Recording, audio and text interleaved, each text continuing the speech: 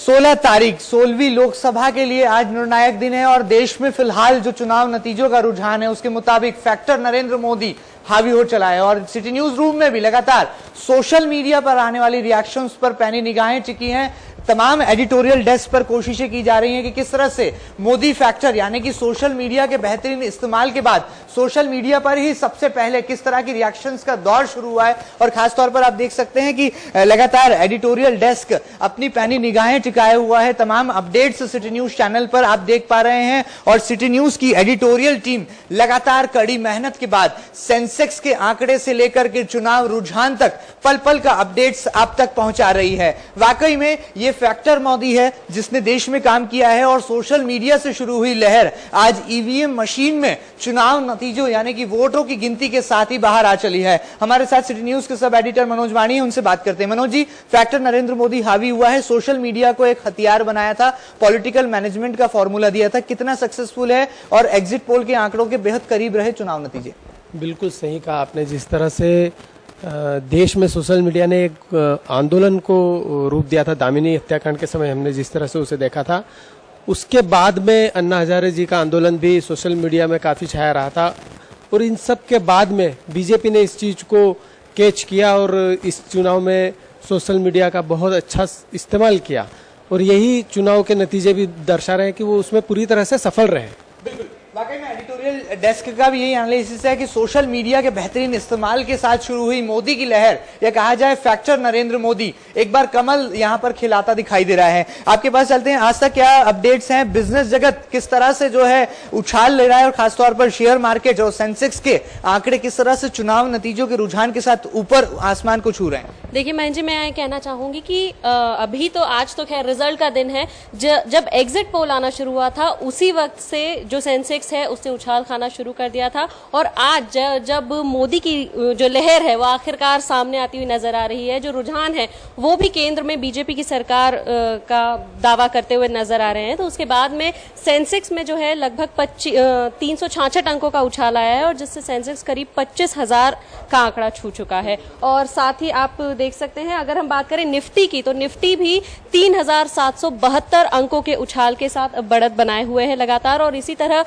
Dollar के जो rate हैं वो भी कम होते हुए यहाँ पर आप देख सकते हैं।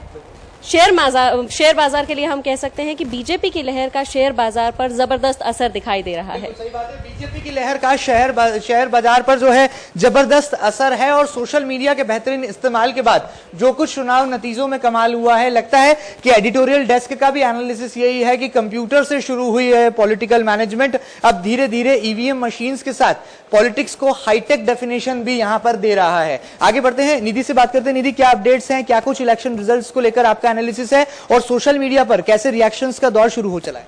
मयंक जी, जैसे कि सोशल मीडिया की आप बात कर रहे हैं, तो सबसे पहले मैं ये कहना चाहूंगी कि यंगस्टर्स के बीच सोशल मीडिया को लेकर काफी क्रेज है और उसी बात का जो है बीजेपी ने फायदा उठाया है। जनसंपर्क से अगर हम शुरुआत करें तो हम तब से देखते आ रहे हैं अब की बार मोदी सरकार और इस तरह के जुमले जो है वो बहुत आम हो चुके हैं। आप बात करें फेसबुक की, ट्विटर की या फिर बात करें व्हाट्सएप की भी, तो लगातार ये देखने में आ रहा है। तो बीजेपी ने काफी अच्छा यूज किया और मुझे लगता है कि उसी का फायदा मिल रहा है, जो कि है वोटिंग परसेंटेज इस बार काफी हाई गया है और उसमें यंगस्टर्स का जो था योगदान काफी बड़ा रहा है। तो मुझे लगता है कि उसी का फायदा मिल रहा है, मोदी की लहर देखने को मिल रही है। और जैसे कि इलेक्शन अपडेट्स हम देख रहे हैं तो उसमें भी जो है एनडीए साफ तौर पर बढ़त बनाए हुए हैं और अगर प्रदेश स्तर की बात करें तो वहां पर भी भाजपा प्रत्याशियों को जो है साफ समर्थन मिलता नजर आ रहा है। कहीं ना कहीं बाजार से लेकर सियासत की दुनिया तक नरेंद्र मोदी इस नाम के फैक्टर ने ऐसा जादू चलाया है कि सोशल मीडिया पर शुरू हुआ पॉलिटिकल मैनेजमेंट अब ईवीएम मशीन्स तक जा पहुंचा है और जनता के दिलों पर राज करने के लिए जिस बहुमत की जरूरत थी या जिस जादुई आंकड़े की जरूरत थी उसके बेहद करीब खड़े हैं नरेंद्र मोदी। ऐसे में गौर करने वाली बात यह होगी कि अब इस देश को एक नया नेतृत्व मिलने वाला है और उसी के साथ साथ जनता की उम्मीदों का पारा भी शुरू होने वाला है, क्योंकि ये वही नरेंद्र मोदी है जिन्होंने दावा किया था कि वो देश से आतंकवाद का सफाया करेंगे तो वहीं महंगाई को भी कम करने की उम्मीदें जनता लगाए बैठी है। ऐसे में देखना होगा कि सोशल मीडिया से शुरू हुआ ये पॉलिटिकल वार किस तरह से चुनाव नतीजों के ऐलान के साथ साथ अब इस देश में तरह तरह की रिएक्शंस देखने को मिल रही है, खासतौर पर different vision of our political leaders. इस तरह के कार्टून्स भी अब इंटरनेट के जगत में जो है प्रचलित होने लगे हैं और खासतौर पर फैक्टर नरेंद्र मोदी की चर्चा ही चारों तरफ है।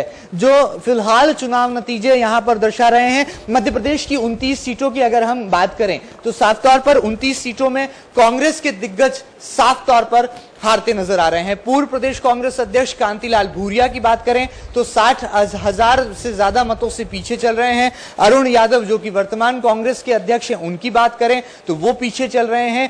कांग्रेस के दिग्गज सांसद रहे सज्जन सिंह वर्मा की बात करें तो लगातार उनकी हार का आंकड़ा बढ़ता जा रहा है। प्रेमचंद गुड्डू की बात करें तो उज्जैन से पीछे हैं। तो वहीं राहुल गांधी की कोर टीम की सदस्य रही पूर्व सांसद मीनाक्षी नटराजन भी लगातार पीछे हैं। ऐसे में कांग्रेस के दिग्गजों की बात की जाए तो लगातार हार की ओर अग्रसर हैं और भारतीय जनता पार्टी के पॉलिटिकल एक्सपेरिमेंट के तौर पर जो चेहरे उतारे गए थे वो लगातार सक्सेस की ओर बढ़ रहे हैं और लगातार सोशल मीडिया के रिएक्शंस भी आप तक पहुंचाएंगे और नरेंद्र मोदी के सबसे बेहतरीन पॉलिटिकल टूल पर क्या कुछ रिएक्शंस ये भी आपको बताएंगे और न्यूज रूम से लगातार पल पल की अपडेट सिटी न्यूज पर आप अपने स्क्रीन पर देख पाएंगे। फिलहाल कैमरा पर्सन राकेश राठौर के साथ महेंद्र सिंह, सिटी न्यूज, इंदौर।